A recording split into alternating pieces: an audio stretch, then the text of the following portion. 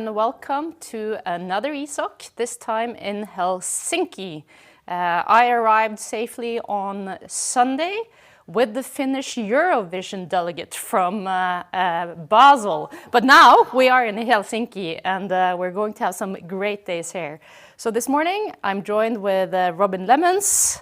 I'm joined with Mira Kotan, who is the chair of the conference, Tina Sairanen, it's a difficult name, the Finnish names, and Daniel Strabian from the local organizing committee. And we're going to talk to you a bit about today, about the highlights, what we are to expect, and with the beautiful weather that's been in Helsinki, I also want to hear what should we do when we sneak off from the conference. So, Robin. Well, I think we're going to ask Daniel first because he's been very looking forward, I think, for this conference in Helsinki because it was planned for 21 and everyone probably knows why it was postponed. So now finally in 2025 we have the 11th ESOC in Helsinki. So Daniel, tell us a little bit about Helsinki. Well, you know, it still seems a little bit surrealistic for me that we are here actually eventually, and I'm very grateful for that the site was selected. And I would say that, you know, like anybody who is coming to Helsinki can enjoy. This is maybe like the architecture-wise, of course, it's different that you can expect in Europe. It's mostly a very beautiful modern architecture that you can enjoy, but a lot of stuff like you can do like open space in the nature and so on, archipelago. And I think this is something that anybody can choose from. But I hope that from the heavy program of the conference, everybody will find something for themselves, at least from one of the parallel sessions. So I think it will be a very successful conference. So from the heavy program, we have to go to the chair of this heavy program, who's going to share some insights about this heavy program in the conference. So I'm really excited to be here. It's a beautiful city, so you really have a nice place you can live in. It's beautiful weather, and it was really thrilling to be here. And we do have a very nice program. We do have more than 4,000 registries coming from all over the world, and we'll see later on where they're coming from. And we do have more than 2,000 abstracts. And we will have a lot of interesting scientific sessions, scientific communication, workshops. I think it's going to be a great gathering, and we have time to talk to all our friends from the different countries around here and have a great interaction, I'm sure.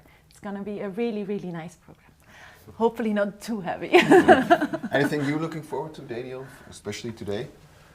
Well, we are actually starting a session co-chair with Mira. There will be 9 trials presented. Some of them are actually secondary analysis of trials presented this year, distal and MEVO escape. And then some rehabilitation trials. I'm very eager to hear those. And then there will be 1 trial about tyrofibon plus IVT. And then a bridge tenecteplase trial. So those are maybe the highlights. I think, and also the Optimist trial, yes, which will tell us, do we need to monitor our TPA patients or thrombolysis patients as closely as we do now? So, which is a very service delivery trial, which I think is, I'm very excited about those results as well. So, but I'm glad we have the secondary analysis of the MEVO trials. I think that those trials has left us a bit uncertain. What should we do? Who should we treat? So getting a bit more insight in the subgroup, the patients, what was going on in these trials will be very interesting and hopefully bring us a bit forward. Yeah, where to get from there, you know, where we have the negative trials. We have had that in the past, or neutral trials. But then we learn a lot about them to get potentially to the next ones. So yeah, I'm looking forward to that as well. And also the bridge TNK, I think it's going to be really exciting as well, I guess. And yeah, really nice program. And I think what really is also nice that we do have like the whole, you know, patient care pathway. So we have, you know, pre-hospital trials, we do have trials, acute treatment, we do have secondary prevention, rehab, really the whole bunch which we are interested in. For everybody, there is really something very interesting to be listening to. Yeah, that's true. Yeah. That's true probably for every plenary session, right? Yeah, Because we're talking about today, but I think every day as a plenary session where for everyone with a particular interest there will be something presented, which is very nicely organized, I think. Yeah. Definitely. And on the last day, I think we also have some pre-hospital trials, which of course is also an important part of the pathway. So Exactly. yeah. So we have our local committee, 2 people from the local committee. So it's always special if such a big conference is coming to your city. So is there anything that in particular was organized by your local committee which is associated with this conference? Yeah, there are. They are of ours, not to be disturbing the heavy program which we just discussed, which will be the main topic. So today one can join the beach volley, which is inside, just to secure that the weather doesn't disturb the playing. And if you're still here on Friday, there will be a possibility of Move Like the Finns. The physiotherapists of our center have organized that one, so it will be traditional, some more untraditional things to do outside, as we do. Most of our sports are outside. So, and if you still live in Helsinki, still be in Helsinki after the conference, so there will be a nice possibility to join the women's fun run, a 10K run or walk, whatever you prefer, and even men can participate. Also, it has a tradition, it has a long tradition of being first for females, and now it's like equal. I like this country. So stay fit and healthy is the main theme in the parallel events. Yes. So we talked about, Merit mentioned this, I think networking. So do you still remember like your first conferences and the networking part? Well, so there are probably people now watching and coming to their first conference, maybe the second. So what do you tell these people? So what should they be doing? It's a large conference area. There are a lot of things going on at the same time. How to deal with that? What would be your advice? Yeah, I think, first of all, it might be also even a bit overwhelming because there are lots of talks and people and lots of posters but it is really. I remember the first conference I ever was a big conference in the US, and I was there a bit afraid, but then it was so nice just to start to talk around, just next poster, and you could go from there, and then you learn other people's opinion, and then next time you're much more convenient about talking to other people, and then you go on and you find friends such as I found Else. I remember her on the stage in London at the time. Yeah, so I was really very impressed, and other cool people. So I think it is really worthwhile over the years, and it is very inspiring to hear, as I said, like the whole spectrum of stroke, because you're maybe sometimes just in your bubble, and to have like these crosslinks, and to have also the views from people you might not interact directly in your research group, even if you have larger consortia from other countries, you have some inspiration on the side when you walk down the corridor and you have a talk and over a poster from a total different area, and you might get really inspired from that as well. So I think it's really nice to be also here in person. This is also a big issue. Yeah. I think that's when you meet people as well, organize things in the evenings. Say, should we meet up later? And also get the social part of it and get to know people on a bit of a different level, not just by the poster, but also have dinner, go out for drinks in the evening, and in a way you will create your kind of group of people that you meet at every conference 15 years later, which is a cross between colleagues and friends, which is quite unique in the scientific community. So and very cool, and you start your collaborations through that. And I think all of us probably have. Some of the people we collaborate with started off as someone we spoke to next to a poster 15 years ago. So I think it was the most important advice I got from my mentor, Eivind Berge, who told me, my first conference in Nice 2008, he told me, meet 3 new people, learn 2 things. And I think it's a good advice. Meet 3 new people. It's, yeah. And of course for social events, so we took it last year to the next level by organizing the first ever ESOC party, and of course we didn't know, like, are we going to do it again? And then we've been told, yes, you must do it. So now again we are going to have another ESOC party tomorrow, just after the faculty dinner. So we have more than 1,000 people who have already registered, and more can still do it online. And what we have here in Helsinki, or what we have here up north, rather than in Basel, is that it doesn't get Yes. dark. Yeah, We have the very long evening, which is it does something to you. It gives you extra energy. It also makes you wake up very early in the morning, but it makes you a bit time zone confused. But it's also amazing, and I think it's the same here in Helsinki as in Oslo, where I come from, where people hibernate during the winter and you don't see people. And then as we come to this time of year, you start speaking to your neighbors and you say hello to people on the bus. Still there, still there. Sounds familiar. It's we are a bit different here up north because we hibernate and then it all opens up and we're at the prime point of the evening light. Yeah. So it also highlights again, I think, that we should do this like we're doing it. Currently, I think there's always been discussion about people traveling from all over the world, right, Daniel? So what are your thoughts about this?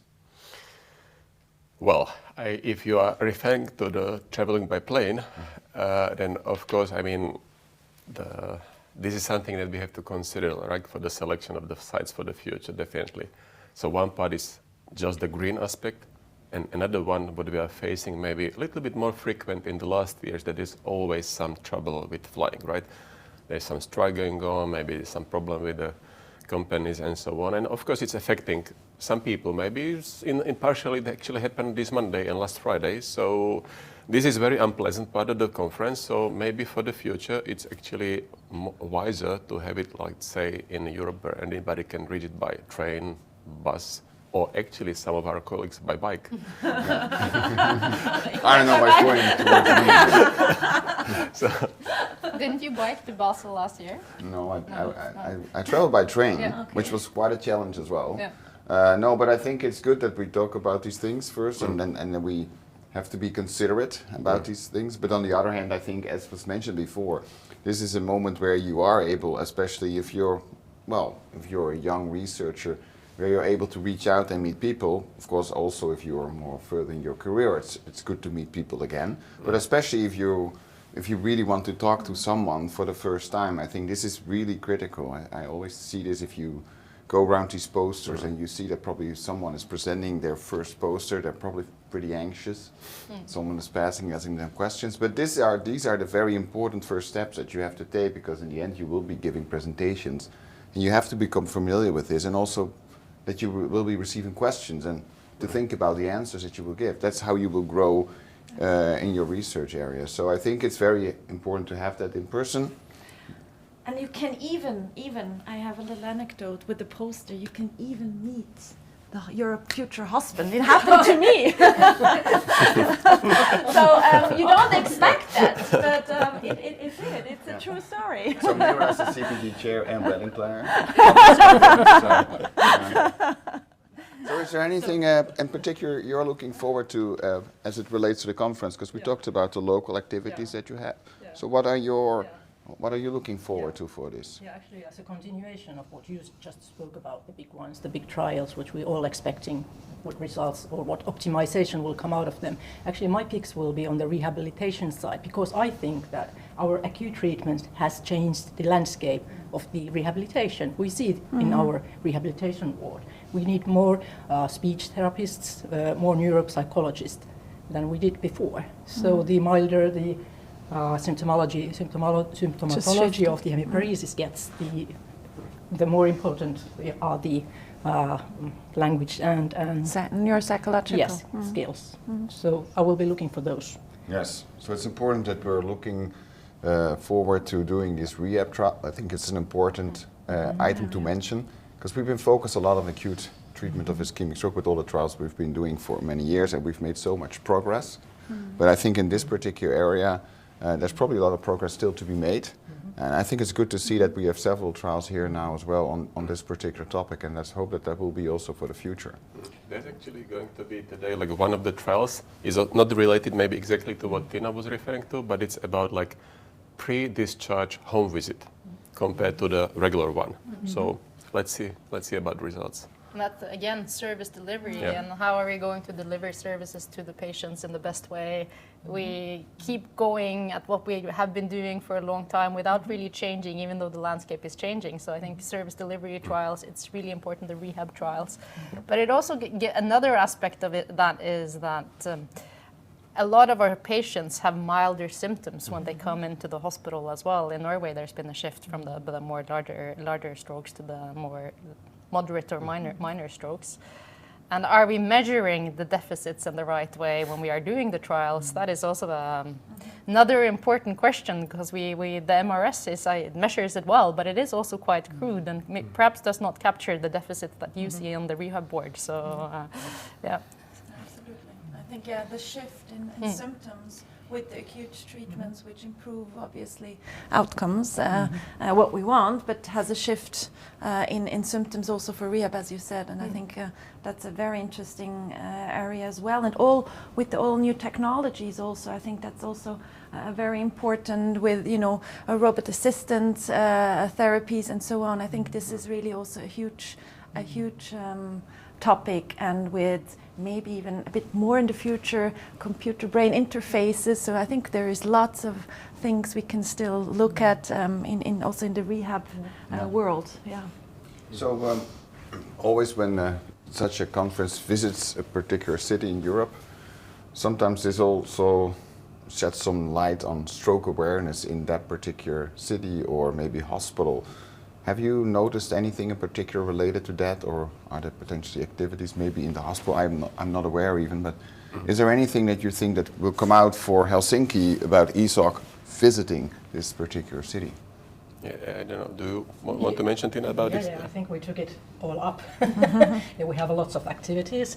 It's like the brain health is an issue which we take seriously. So we actually have lots of things going on. The Helsinki city's info screens have posts on this congress, but not only on the congress, but on get your blood pressure measured. So for the lay public. And for the lay public, we will be measuring their blood pressures in the Women's Fun Run on Saturday. And for permanent use, we have upgraded our websites, which are provided by the healthcare professionals for the lay people, with brain health pages, which were just launched. And some colleagues of ours have been brave enough to be posting videos on social media. So one video per day during this conference will be coming up on the brain health issues. Wow, that's we do have, that's a hard thing for us. Yeah, it's really impressive. And maybe, I don't know if you noticed the screens that Tina was mentioning, so we have several of them in the Helsinki. I think that one was supposed to be at the airport. And basically we are just telling the people the most important risk factors of stroke and what they should do about it. And of course, like Tina mentioned, they can find some more information on the web pages. And well, if the idea is that if at least they follow the suggestion to take care of one or two risk factors, they are doing already something that they did not do before. Yeah, for sure. So, and we're visiting Helsinki now 4 years later, right? So, what are your thoughts if you look back and now plan it again, Daniel, about ESOC coming to Helsinki? You must be pretty reassured that everyone has now made it, although Monday was a little bit stressful for you, as I know. So what are your sort of final thoughts before we start opening the conference? Well, Robin, I can just say that, it's really, it's a team of people. So first of all, our local organizing committee, then what Mira and the whole CPG was doing. And on top of that, the professional people from Congreg. So, you cannot do it together, right? So yes, you have the site selected, but then you need the people who are going to do it. So basically, I just want to thank everybody I just mentioned. And I don't know if I will change anything. I think it just went as it was supposed to go, and here we are again in 2025. So that's for sure. And so then we're going to ask Mira, because you're the chair. So what are your final remarks towards the public who is now ready to get started? Yeah, so get ready. It's a really rich program. We have lots to learn and lots to hear, and get in contact. So we heard 3 to 2 people, new friends, very important. And don't miss the party. That's for sure. That's for sure. So I hope that you will all enjoy the conference, which is starting in 10 minutes. and so we're looking forward to seeing you around, and I hope all of you have a great conference.